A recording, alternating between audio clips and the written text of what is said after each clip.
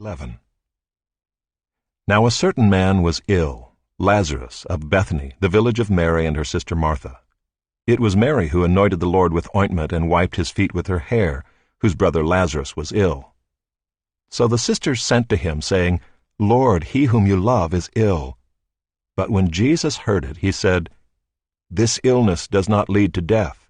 It is for the glory of God, so that the Son of God may be glorified through it. Now Jesus loved Martha and her sister and Lazarus. So when he heard that Lazarus was ill, he stayed 2 days longer in the place where he was. Then after this he said to the disciples, Let us go to Judea again. The disciples said to him, Rabbi, the Jews were just now seeking to stone you, and are you going there again? Jesus answered, Are there not 12 hours in the day? If anyone walks in the day, he does not stumble, because he sees the light of this world. But if anyone walks in the night, he stumbles, because the light is not in him. After saying these things, he said to them, Our friend Lazarus has fallen asleep, but I go to awaken him. The disciples said to him, Lord, if he has fallen asleep, he will recover. Now Jesus had spoken of his death, but they thought that he meant taking rest in sleep. Then Jesus told them plainly, Lazarus has died, and for your sake I am glad that I was not there, so that you may believe. But let us go to him. So Thomas, called the twin, said to his fellow disciples, Let us also go, that we may die with him. Now when Jesus came, he found that Lazarus had already been in the tomb 4 days. Bethany was near Jerusalem, about 2 miles off, and many of the Jews had come to Martha and Mary to console them concerning their brother. So when Martha heard that Jesus was coming, she went and met him, but Mary remained seated in the house. Martha said to Jesus, Lord, if you had been here, my brother would not have died. But even now I know that whatever you ask from God, God will give you. Jesus said to her, Your brother will rise again. Martha said to him, I know that he will rise again in the resurrection on the last day. Jesus said to her, I am the resurrection and the life. Whoever believes in me, though he die, yet shall he live. And everyone who lives and believes in me shall never die. Do you believe this? She said to him, Yes, Lord. I believe that you are the Christ, the Son of God, who is coming into the world.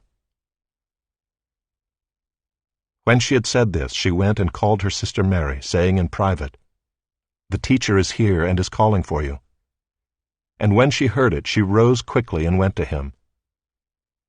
Now Jesus had not yet come into the village, but was still in the place where Martha had met him. When the Jews who were with her in the house, consoling her, saw Mary rise quickly and go out, they followed her, supposing that she was going to the tomb to weep there. Now when Mary came to where Jesus was and saw him, she fell at his feet, saying to him, Lord, if you had been here, my brother would not have died. When Jesus saw her weeping, and the Jews who had come with her also weeping, he was deeply moved in his spirit and greatly troubled. And he said, Where have you laid him? They said to him, Lord, come and see. Jesus wept. So the Jews said, See how he loved him. But some of them said, Could not he who opened the eyes of the blind man also have kept this man from dying? Then Jesus, deeply moved again, came to the tomb. It was a cave, and a stone lay against it. Jesus said, Take away the stone. Martha, the sister of the dead man, said to him, Lord, by this time there will be an odor, for he has been dead 4 days. Jesus said to her, Did I not tell you that if you believed, you would see the glory of God? So they took away the stone, and Jesus lifted up his eyes and said, Father, I thank you that you have heard me. I knew that you always hear me, but I said this on account of the people standing around, that they may believe that you sent me. When he had said these things, he cried out with a loud voice, Lazarus, come out. The man who had died came out. his hands and feet bound with linen strips, and his face wrapped with a cloth. Jesus said to them, "Unbind him and let him go." Many of the Jews, therefore, who had come with Mary and had seen what he did, believed in him.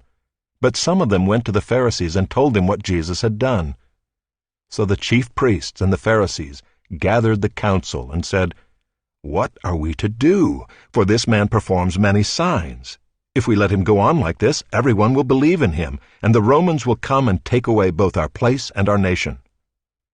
But one of them, Caiaphas, who was high priest that year, said to them, "You know nothing at all, nor do you understand that it is better for you that one man should die for the people, not that the whole nation should perish." He did not say this of his own accord, but being high priest that year, he prophesied that Jesus would die for the nation, and not for the nation only, but also to gather into one the children of God who are scattered abroad. So from that day on they made plans to put him to death. Jesus therefore no longer walked openly among the Jews, but went from there to the region near the wilderness, to a town called Ephraim, and there he stayed with the disciples. Now the Passover of the Jews was at hand, and many went up from the country to Jerusalem before the Passover to purify themselves. They were looking for Jesus, and saying to one another as they stood in the temple, "What do you think? That he will not come to the feast at all?" Now the chief priests and the Pharisees had given orders that if anyone knew where he was, he should let them know, so that they might arrest him.